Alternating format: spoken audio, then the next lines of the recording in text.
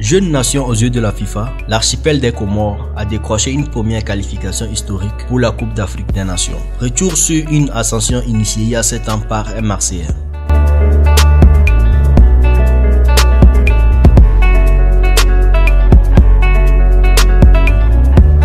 C'est l'histoire d'un archipel de l'océan Indien, lié comme Madagascar au passé colonial et esclavagiste français. L'histoire d'un regroupement d'îles, Grand Comore, Achouan, Noélie et Mayotte qui en 1975 ont pris des chemins différents. Les 3 premières devenant indépendantes et connues aujourd'hui comme l'Union des Comores, la 4e restant rattachée à la France. Sur les pelouses, l'équipe nationale des Comores voit le jour en 1979, mais ce n'est qu'en 2005 qu'elle est reconnue par la FIFA. Depuis cette date, les Sélécantes, poissons à l'allure préhistorique vieux de 350 millions d'années, cravachent pour intégrer le côté du football africain et se faire reconnaître sur la scène internationale. 2010 marque leur première participation aux éliminatoires de la Coupe d'Afrique des Nations. Le chemin sera long. Le Stéphanois Abdoulaye Nzembaba inscrit le premier but de l'histoire de la sélection en compétition officielle. Mais les troupes de Mohamed Chamité ne prennent qu'un point 1-1 face à la Libye et terminent dernière du groupe.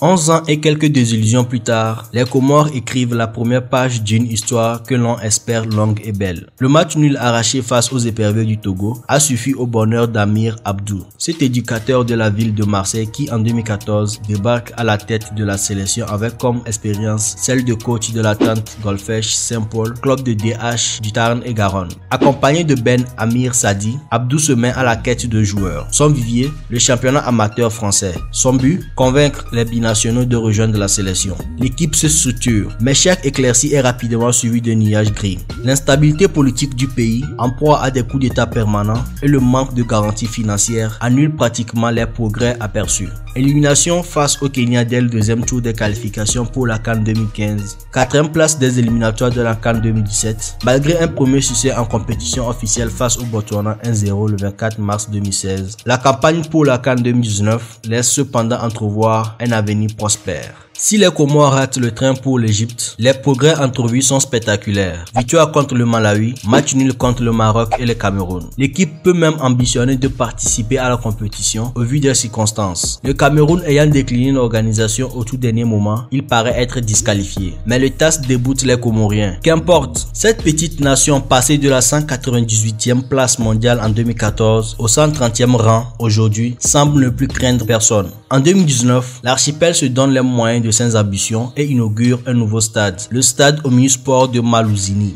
Ils entament leur campagne de qualification pour la Coupe d'Afrique des Nations 2021, le couteau entre les dents. Efficace, la sélection s'en va gagner au Togo 1-0 grâce à Fez Silemani qui évoluait sous les couleurs de l'Atlético Marseille en 2014 et aujourd'hui à Courtrai. S'appuyant sur une défense de fer, elle accroche l'Égypte dans son stade 0-0, bat le Kenya 2-1 et reste invaincue après 5 rencontres, 3 matchs nuls, 2 victoires. Avant de s'incliner lourdement face au pharaon d'Égypte 4-0 lors de la 6e et dernière journée des éliminatoires de la Coupe d'Afrique des Nations.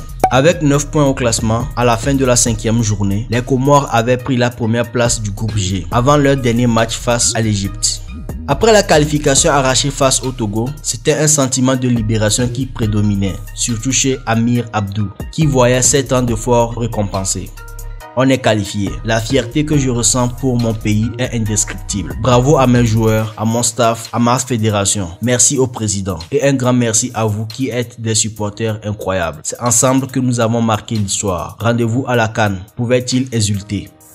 Les Sélécantes de Mohamed Nchagama, joueur le plus capé avec 38 sélections, El Fardou Ben Mohamed, capitaine et meilleur buteur de la sélection avec 10 réalisations, Ali Amada, ancien portier célèbre du TFC aujourd'hui sans club, ou Mohamed Mouni, comme la Gambie, seront présents au Cameroun l'an prochain. Avec l'espoir fou pour ce pays de 850 000 habitants, traversé par les doutes et de multiples tourments, de réaliser un nouvel exploit. Nous sommes arrivés à la fin de la vidéo.